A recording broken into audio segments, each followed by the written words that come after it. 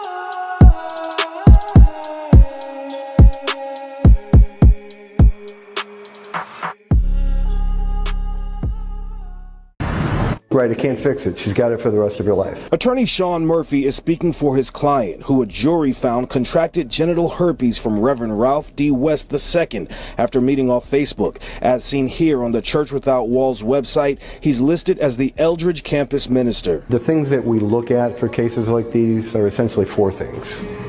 Is the defendant infected, and how can we prove it? Did he know he was infected? And, how do we prove? Do we have evidence of that? Not only does Murphy say they were able to prove those facts, but also that West lied when asked about having herpes, and that he gave it to his client after they had unprotected sex in March of 2018. She got an outbreak 2 or 3 days later, went in and got tested, and from there able through the medical record. It was a 3-day trial with 6.5 hours of deliberations, and after that a jury found Reverend Ralph D. West II liable and ordered that hefty judgment. Ex-husband whom you believe you contracted HIV from. I did. Okay. And that is no question about that. He was the one that gave it to you. Mm-hmm. And on top of that, he was sleeping with your father. Yes. Okay, we're gonna have to go all the way back because that's a lot. That's a lot. And you're only 26 years old. When I was young, my mom was married into a family. I didn't really know my dad. My dad went to prison for touching on other people's children. Oh, wow. Yeah. So is he a registered sex offender? Yes, he is. Okay. Yes. Okay. So the fact that he's a bishop, and they were still poking at him because he's a bishop and he's a registered sex offender, and he's still a bishop. When I say somebody believing incest, meaning that they know that's their niece, they know that's their cousin, they know that's their children, and they sleeping with them. Okay, so the cousin, he never penetrated you vaginally? Only my butt. What? And my mom, and God bless the day, my dad, they took me to my first appointment in Jacksonville. And I'm thinking I'm just, going to check on baby, and this is the first grandbaby, so everybody excited. So by my mom being a prophet, it's like she knew something. And I didn't realize it until now. Mm-hmm. But when looking back at my photos, I was really skinny. And I've never been skinny in my life. You were told that you were HIV positive. They didn't request that your husband come in to get tested, because normally they tell you to notify all your partners.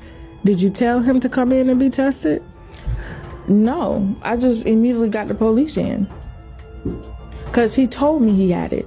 And he had it for many years. When did he tell you he had it? The same day I found out I was positive. It was an advocate on this side, my mom was on this side. And I called him and I said, so when you was going to tell me? And then he said, tell you what? I said, so when you was going to tell me? And then he said, tell you what? And I said, nigga, don't play with me. When you was going to tell me? Tell you. And he said again, I said that you gave me HIV. And his response was, no, babe, no. I said, nigga, don't play with me. He said, who you around? I lied. I said, nobody. He said he knew he had it, and he had it for years. So I took that information, I gave it to Tallahassee Police Station. They investigated, and they found out. This guy, Drew Gordon, says, damn, Jason Roger Pope, all these photos look like it was taken in your house. And why I said something is weird about you is that you didn't even smile in none of your pictures, and you look like a guy who was on a mission to torture someone. Well, he really didn't ever smile in any of his pictures. He had a really deceitful and despicable look on his face, as you can see. because he knew what he was up to. He knew what he was going to be doing to these females. Unfortunately for them, they didn't realize what was going to be happening to them, and that's sad. It really is. And if anybody was offended, any black woman was offended by what I said in my last video about him, I'm sorry if you thought that I was being an asshole, but those are just my feelings on it. Some of the women, not the children, but some of the women, I believe, they just decided to get in bed with this man, to get in bed with him.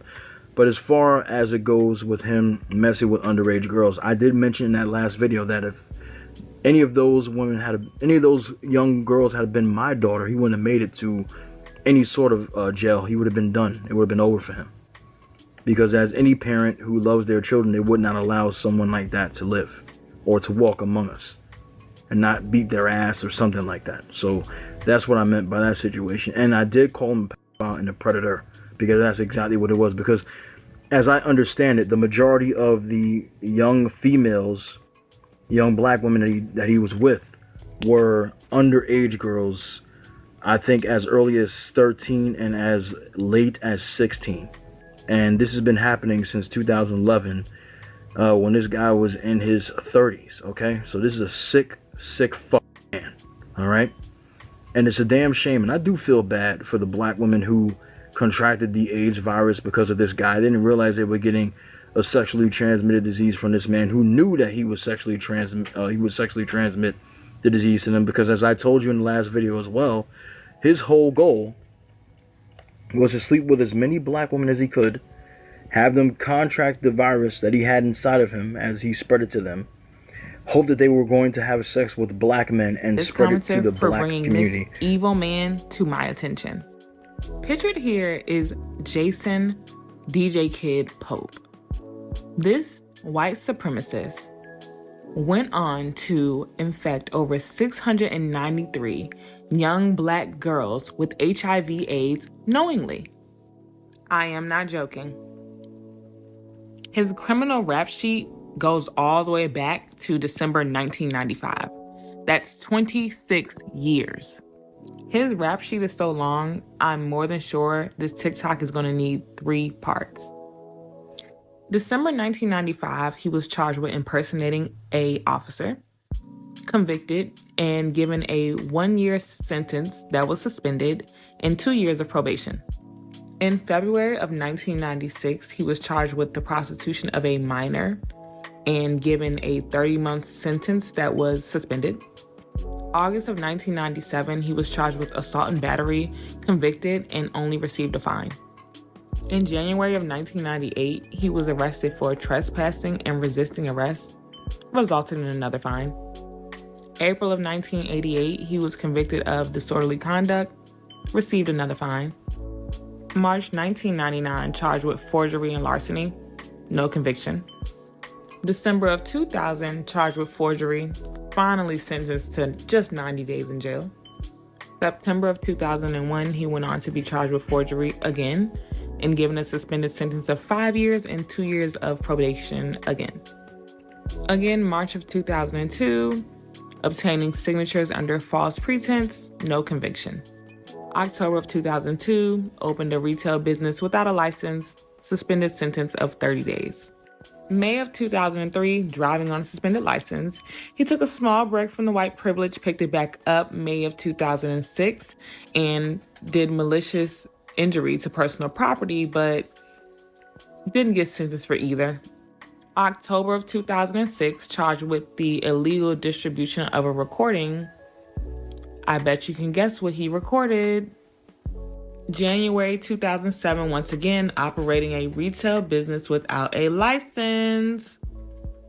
May of 2007, charged again with illegal distribution of a recording and just given a 2-year sentence of probation. November of 2011, convicted of unlawful use of a phone, no jail time. December 2011, he gave a 13 and 16-year-old girl AIDS on Thanksgiving Day. No charges were filed. He did not serve any time, even though the police were called. Follow for part 2. I kept seeing this comment, so I decided to do a little extra digging, and I found his Instagram. Here are some letters that he sent from jail stating that what he did wasn't a big deal because he paid to sexually assault these children. so he should not be in jail. As I kept looking, I did see that he was with multiple people in the hip hop community and a lot of large figures that we all know.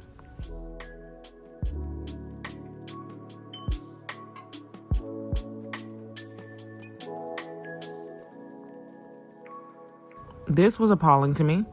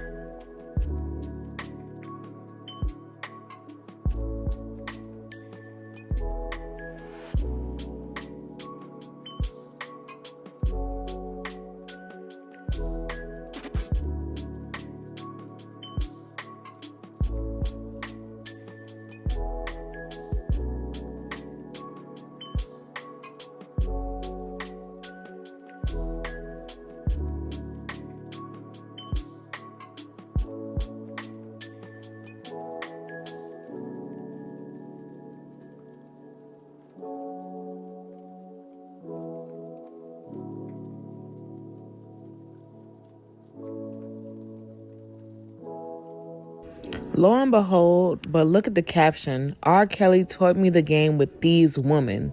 And we know what R. Kelly has done.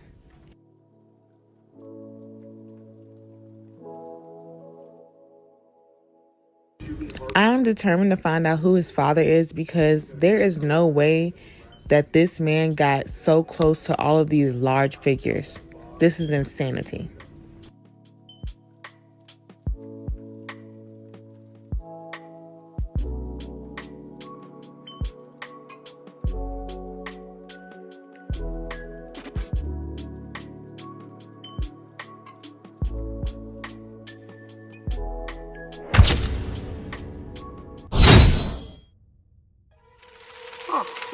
It is on fire.